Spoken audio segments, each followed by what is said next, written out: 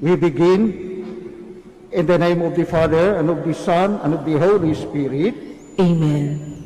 The Lord be with you. And with your spirit. Brothers and sisters, let us acknowledge our sins and so prepare ourselves to celebrate the sacred mysteries.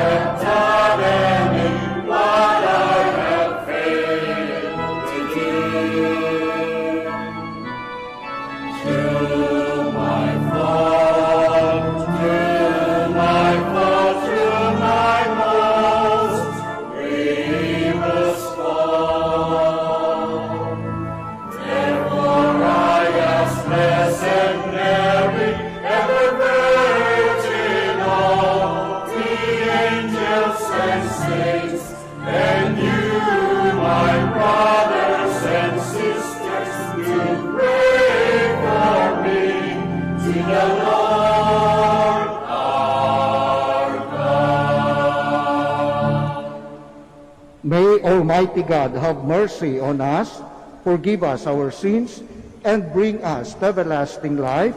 Amen. Lord, have mercy.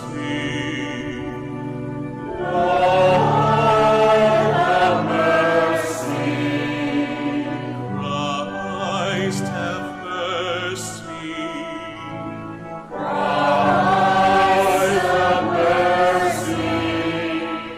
Lord, have mercy. Have mercy on us.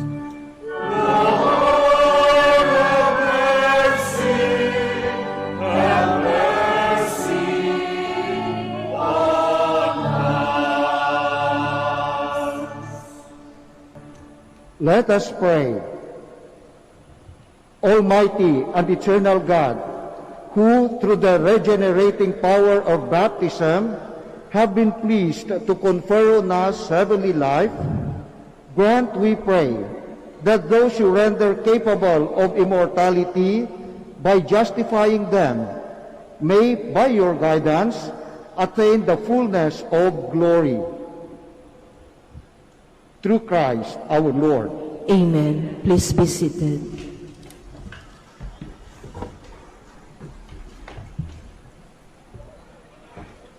A reading from the Acts of the Apostles. The apostles and presbyters, in agreement with the whole church, decided to choose representatives and to send them to Antioch with Paul and Barnabas. The ones chosen were Judas, who was called Barsabas, and Silas, leaders among the brothers. This is the letter delivered by them.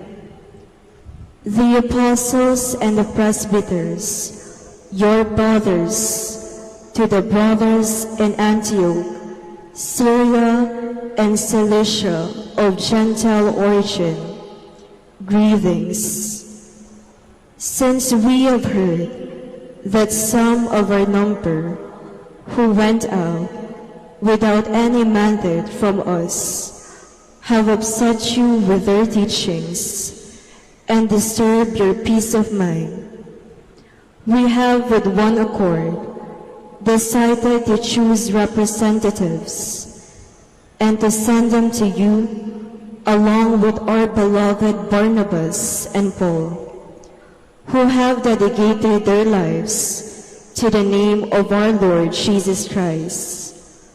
So we are sending Judas and Silas, who will also convey the same message by word of mouth.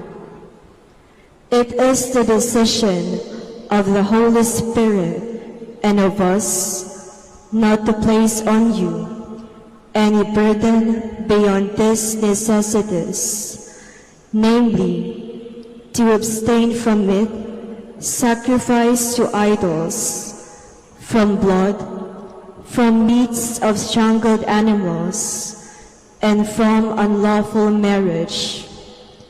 If you keep free of this, you will be doing what is right. Farewell. And so they were sent on their journey. Upon their arrival in Antioch, they called the assembly together and delivered the letter. When the people read it, they were delighted with exhortation. The word of the Lord. Thanks be to God.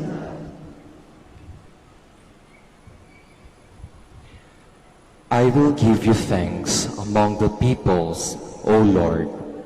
I will give you thanks among the peoples, O Lord. My heart is steadfast, O God. My heart is steadfast. I will sing and chant praise.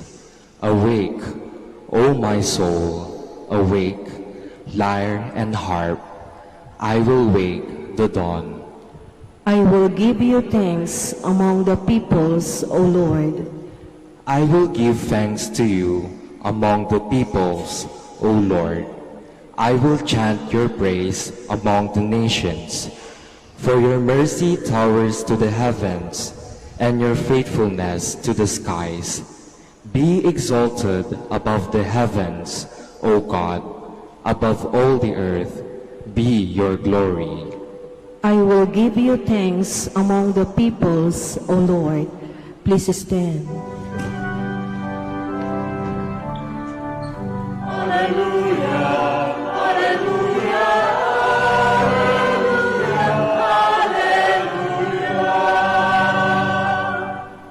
I call you, my friends, says the Lord, for I have made known to you all that the Father has told me.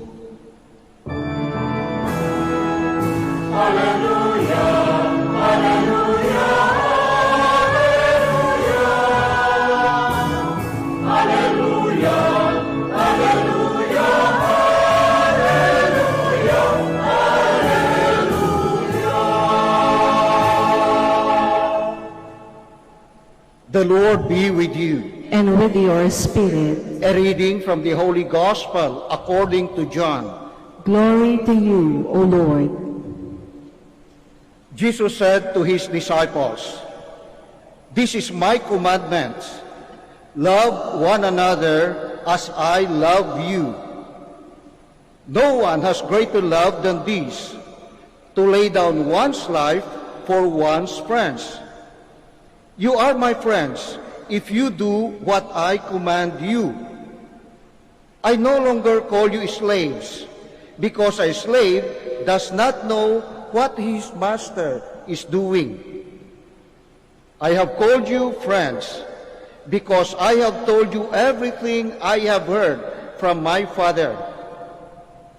It was not you who chose me, but I who chose you, and appointed you to go and bear fruit that will remain, so that whatever you ask the Father in my name, he may give you. This I command you, love one another." The Gospel of the Lord. Praise to you, Lord Jesus Christ. Please be seated. Good morning po sa inyong lahat.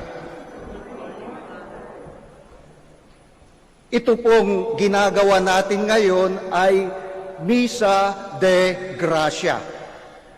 Misa, ang original name po niyan ay Eucharist.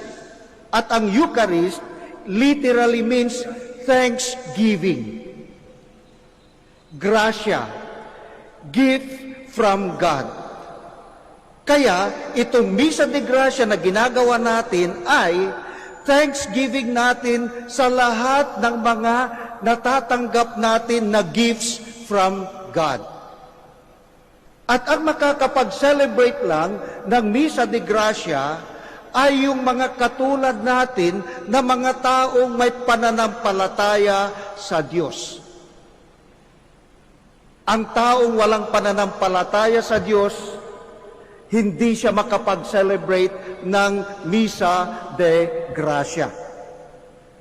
So halimbawa lang po, diyan sa entrance, may papasok diyan na tao at yung tao na yan, wala siyang pananampalataya sa Diyos. Tapos nakikita niya itong ginagawa natin na Misa de Gracia. Malamang yung taong yan, sasabihin niya, ano bang katuturan niyang pinaggagawa niyo dyan? Misa de Gracia, pasasalamat sa Diyos. Samantalang mahigit 1 taon na tayo na napapaligiran ng COVID-19. Na hindi pa natin kung ano ba talagang uring sakit ito. Kung kaya't hindi pa natin alam kung may gamot man ito. At kung mayroon man, kailan. Mahigit 1 taon na marami ang tinatamaan ng COVID-19. Mahigit 1 taon na maraming namamatay dahil sa COVID-19. Tapos ito kayo, nagpapasalamat sa mga grasya ng Diyos. Walang katuturan ang inyong ginagawa. My dear friends, hindi nakapagtataka na sasabihin ng taong yan ang mga ganon. Bakit? Sabi ko nga, dahil wala siyang pananampalataya sa Diyos. Okay, pause muna tayo. Bakit? Mayroon akong isisingit na kwento na itong kwentong ito ay nasa Biblia mismo.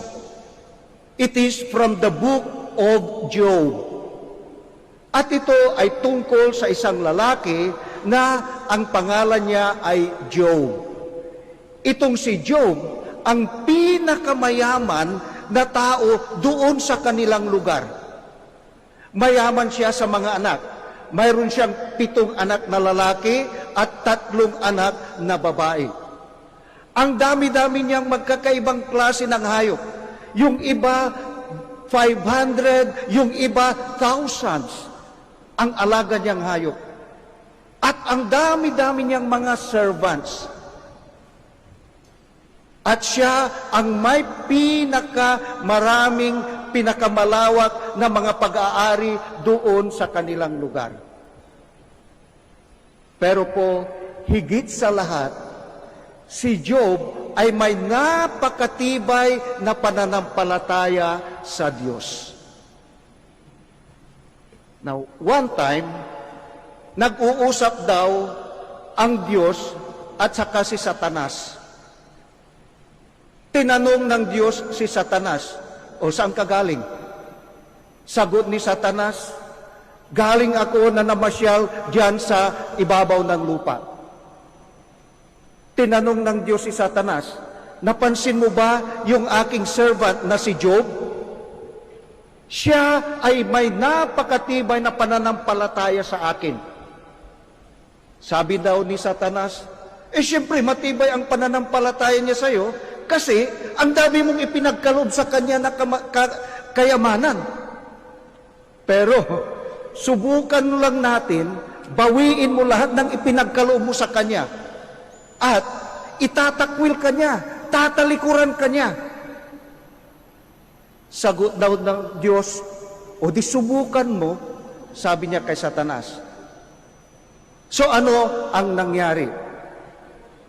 Minsan daw, habang yung libo-libo na mga magkakaibang uri ng hayop niya ay nandun sa pastulan, sa pasture, ay ang dami-daming dumating ng mga bandits. At ninakaw ang kanyang mga hayop. At yung mga taga-alaga ng mga hayop, nung sinubukan nila na ipagtanggol ang kanilang mga alaga, pinagpapatay sila. ng mga bandido. Hindi lang yan. Habang ang kanyang 10 anak ay nagkakaroon ng party doon sa kanilang bahay, biglang bumuhos ang napakalakas na hangin. So much so na nagiba yung bahay na kanilang pinagpapartihan. At lahat ng kanyang anak ay nadaganan at namatay. Ano ang sabi ni Job nung mabalitaan niya ang lahat ng iyon? Sabi niya, "The Lord has given, the Lord has taken away. Blessed be the name of the Lord." Nagbigay ang Diyos, binawi ng Diyos, purihin ang pangalan ng Diyos. Pruweba ng kanyang napakatibay na pananampalataya sa Diyos. Pero hindi pa tapos yan. Ano ang nangyari pa? Siya mismo, si Job, ay nagkaroon ng matinding skin disease. Kung kaya't nagkasugat-sugat, pumutok ang iba't ibang parte ng kanyang katawan. At matinding sakit ang kanyang naranasan. At yung kanyang misis mismo, sinabi kay Job, "Curse God!" Ano ang isinagot ni Job? Huwag kang magsalita ng ganyan. Kung tayo ay nakakatanggap ng mabubuti na bagay mula sa Panginoon, dapat tanggapin din natin ang mga ibinibigay niya na pagsubok. Another proof ng kanyang napakatindi na pananampalataya sa Diyos. At yung pananampalataya na yan, hindi humina, hindi nawala kay Job. And what happened later? To cut the long story short, ito po. Dahil sa nanatiling tibay ng pananampalataya ni Job, ay ibinalik ng Diyos, binigyan siya muli ng napakaraming anak. Nagkaroon siya muli ng another 10 na mga anak. At hindi lang yan, pati yung bilang ng namatay niyang mga hayop noon, ibinalik ng Diyos twofold. Yung 500 naging 1,000. Yung bilang na 3,000 naging 6,000. Nadoble ang kanyang kayamanan. Nadoble rin ang bilang ng kanyang mga servants. Well, my dear friends, hindi nawalang pananampalataya ni Job. Okay. Ibalik po natin yung kanina kung saan tayo nag-post.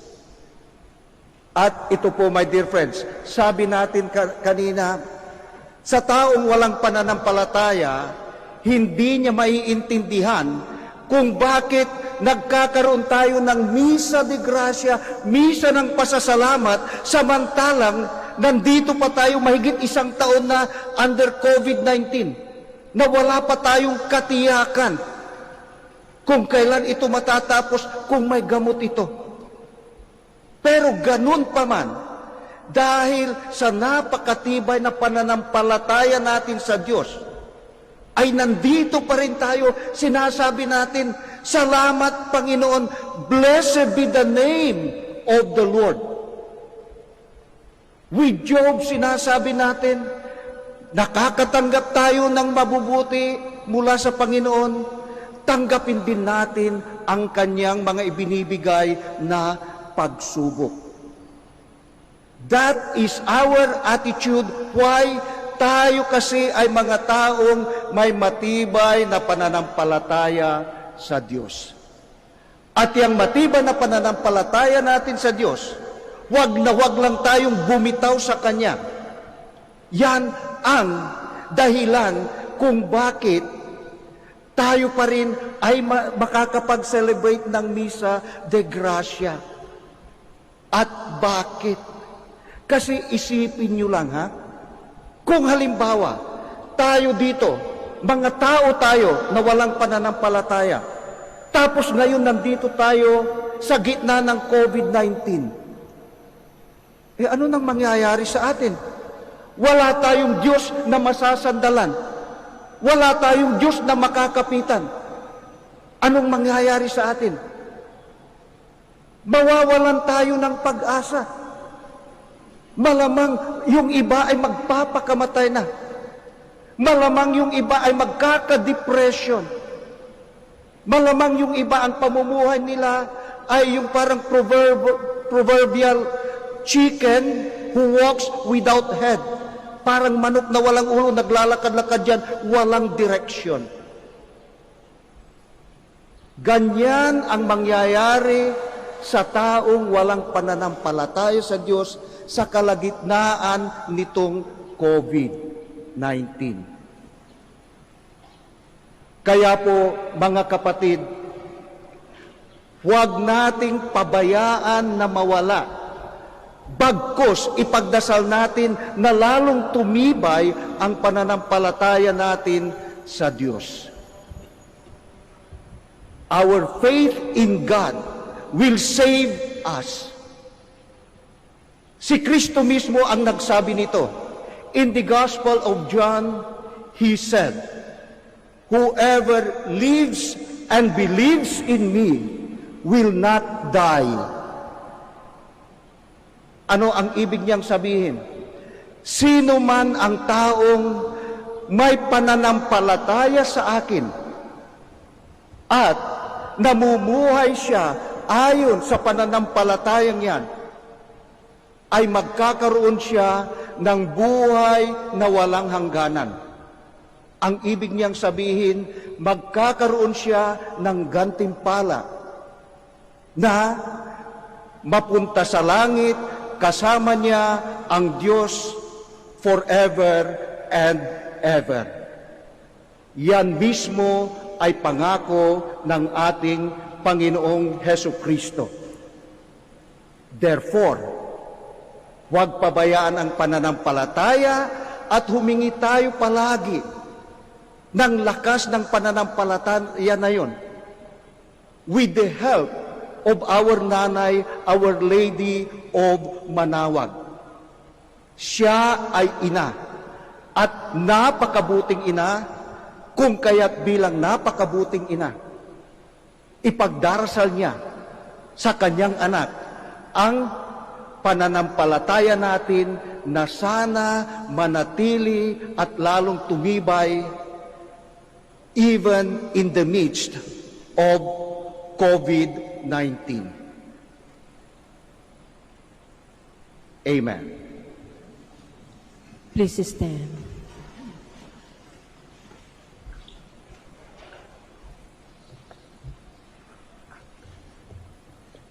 Prayers of the faithful. Christ calls us His friends and commands us to love one another. Let us show that love by the sincerity of our prayers as we say, Lord, hear our prayer. Lord, hear our prayer. That those called to preach the gospel in any way may proclaim the good news of God's love. Let us pray to the Lord. Lord, hear our prayer. That political leaders may fear God and do what is in accord with the words of Christ.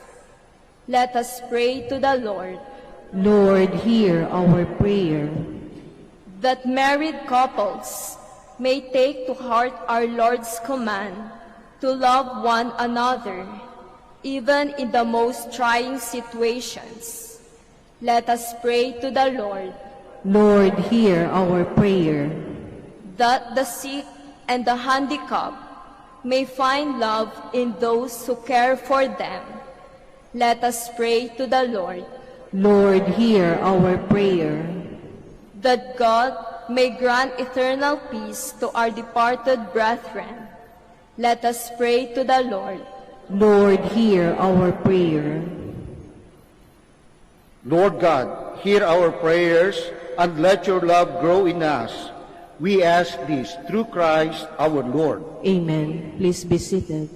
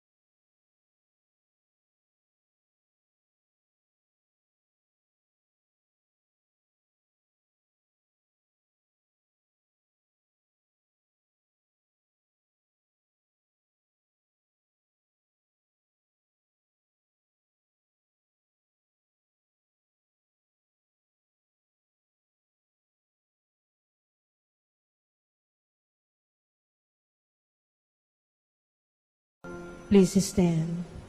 Pray, brothers and sisters, that my sacrifice and yours may become acceptable to God, the Almighty Father. May the Lord accept the sacrifice at your hands for the praise and glory of his name, for our good and the good of all his holy church. Graciously sanctify these gifts, O Lord, and accepting the oblation of this spiritual sacrifice, make of us an eternal offering to you, through Christ our Lord. Amen.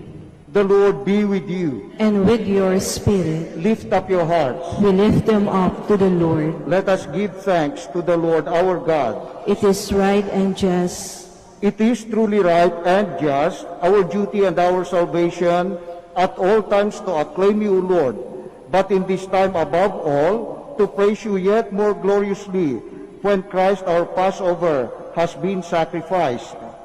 For with the old order destroyed, a universe cast down is renewed, and integrity of life is restored to us in Christ. Therefore, overcome with paschal joy, every land, every people exalts in your praise, and even the heavenly powers with the angelic hosts sing together the unending hymn of your glory as they acclaim.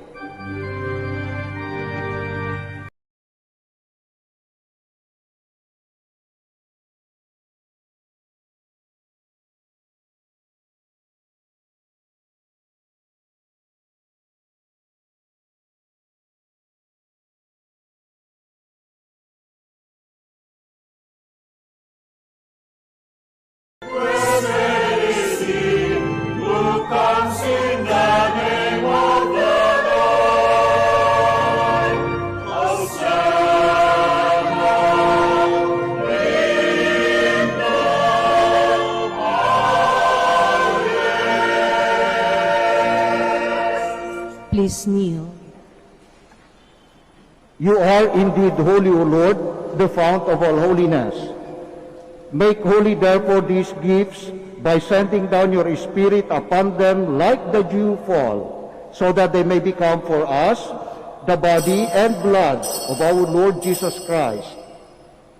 At the time he was betrayed and entered willingly into his passion, he took bread and giving thanks broke it and gave it to his disciples, saying, "Take this, all of you, and eat of it, for this is my body, which will be given up for you."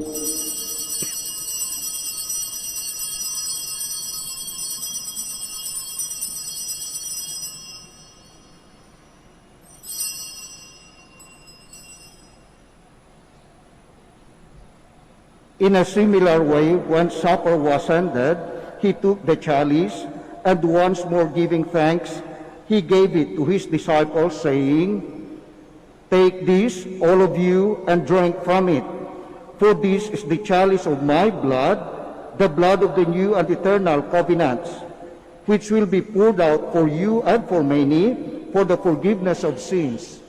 Do this in memory of me."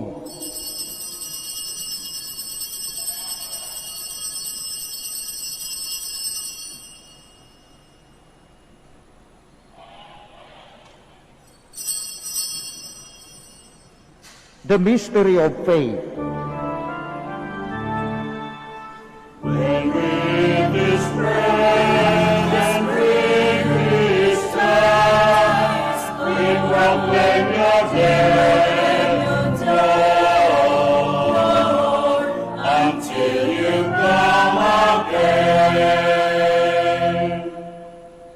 Therefore, as we celebrate the memorial of his death and resurrection, we offer you, Lord, the bread of life and the chalice of salvation, giving thanks that you have held us worthy to be in your presence and minister to you. Humbly we pray that partaking of the body and blood of Christ, we may be gathered into one by the Holy Spirit. Remember, Lord, your church is spread throughout the world, and bring her to the fullness of charity, together with Francis, our Pope, Socrates, our Bishop, Fidelis, his auxiliary, and all the clergy. Remember also our brothers and sisters who have fallen asleep in the hope of the resurrection, and all who have died in your mercy. Welcome them into the light of your face.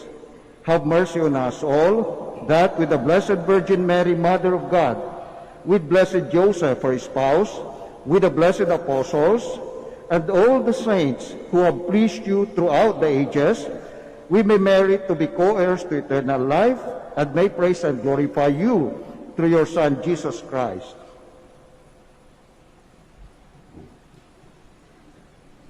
Through him, and with him, and in him, O God, Almighty Father, in the unity of the Holy Spirit, all glory and honor is yours forever and ever.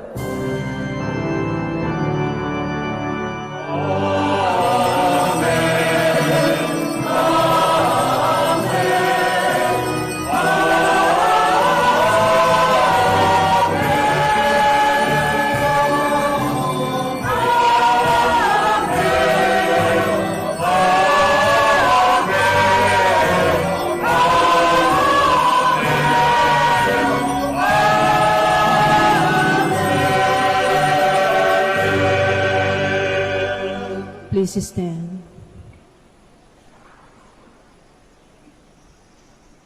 Let us sing with confidence to the Father in the words our Savior gave us.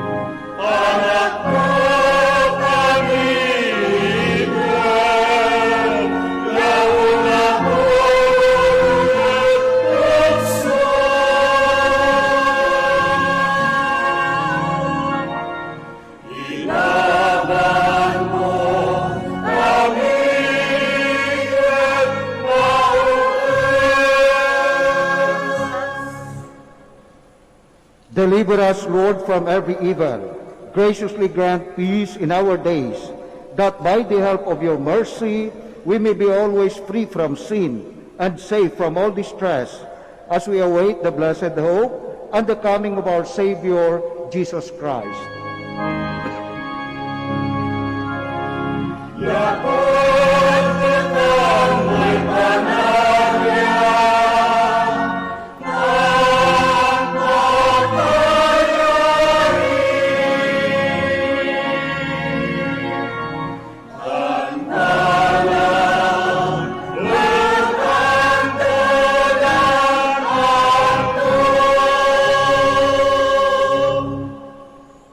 Lord Jesus Christ, who said to your apostles, "Peace I leave you, my peace I give you," look not on our sins, but on the faith of your church, and graciously grant her peace and unity in accordance with your will, who live and reign forever and ever. Amen. The peace of the Lord be with you always. And with your spirit. Let us offer each other the sign of peace.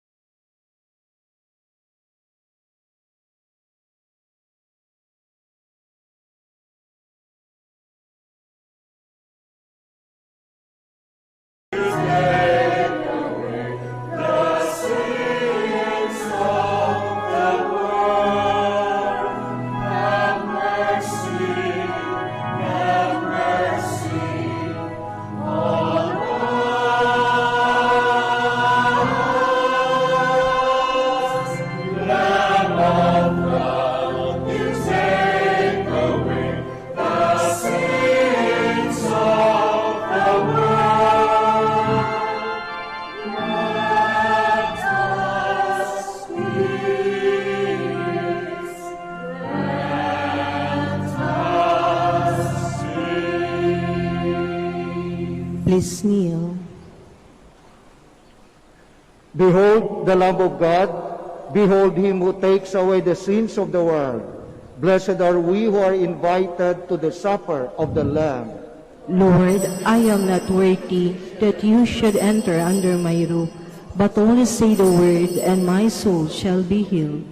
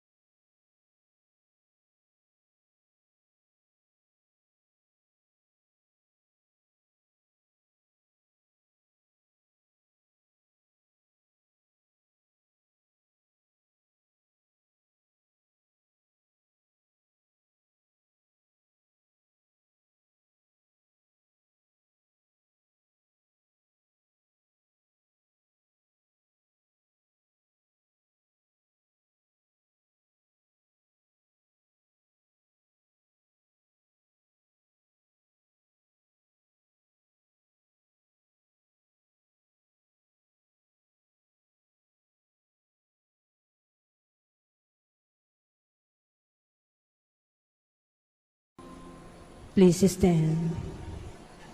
Let us pray.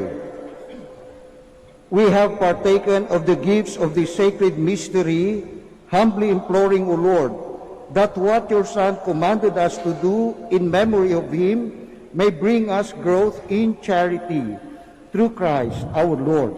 Amen. We all kneel and pray the Oratio Imperata for vocations. Let us turn to Mary, help of Christian, for the increase of priestly vocation in the Church in Lingayen, Dagupan. Let us answer together, grant through your prayers many vocations to the priesthood. Grant through prayers many vocations to the priesthood. You accompanied your Son on his way to Calvary. Walk with our seminarians in their journey of priestly formation. Mary, help of Christians. Grant through prayers many vocations to the priesthood. You are the mother of the Good Shepherd.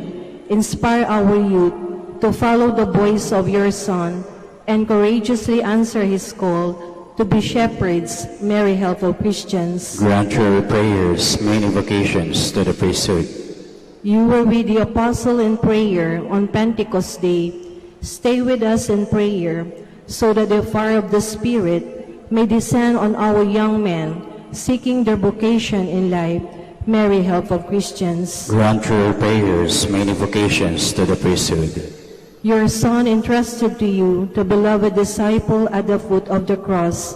Take into your immaculate heart our young men who are reluctant to answer the call to be priests. Mary, help of Christians. Grant through prayers many vocations to the priesthood. Let us pray. Mary, help of Christians, we place all our young men under your motherly protection. Inspire them to serve the Church as priests of your Son. Take under your motherly care our seminarians being formed for the priesthood. Accompany with your help your priest son as they follow your Son, who is Lord forever and ever. Amen. Please stand. Prayer for the blessing of the sick. God, our Almighty Father, by your blessing you give us strength and support in our frailty. Turn with kindness toward our sick brothers and sisters. Free them from all illness and restore them to good health.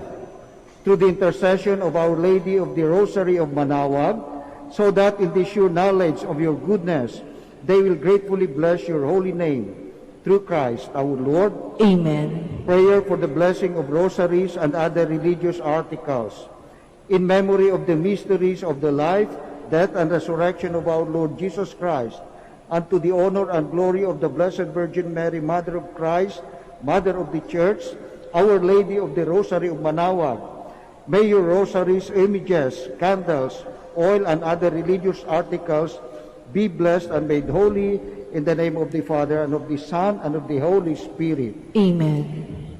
The Lord be with you. And with your spirit. And may Almighty God bless you all, the Father, and the Son, and the Holy Spirit. Amen. The Mass is ended. Palakpakan po natin ang Panginoon. Thanks be to God.